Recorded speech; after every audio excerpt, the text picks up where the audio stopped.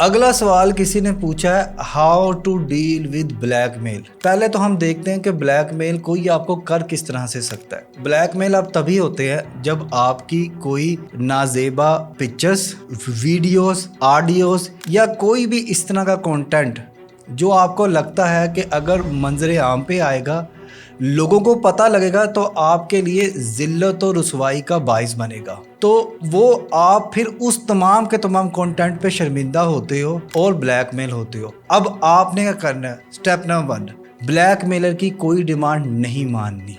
Step number 2, किसी भी तरह का कोई कांटेक्ट नहीं करना। स्टेप नंबर 3, ब्लॉक कर देना। स्टेप नंबर 4, उनके अगेंस्ट प्रूफ इकट्ठे करने हैं। स्टेप नंबर 5, अपने घर वालों को या दोस्तों को या कोई भी ऐसा इंसान जिसे आपको लगता है कि जो यकीन के लायक है, जिस पे आप ट्रस्ट कर सकते हैं, उन्हें बताएं।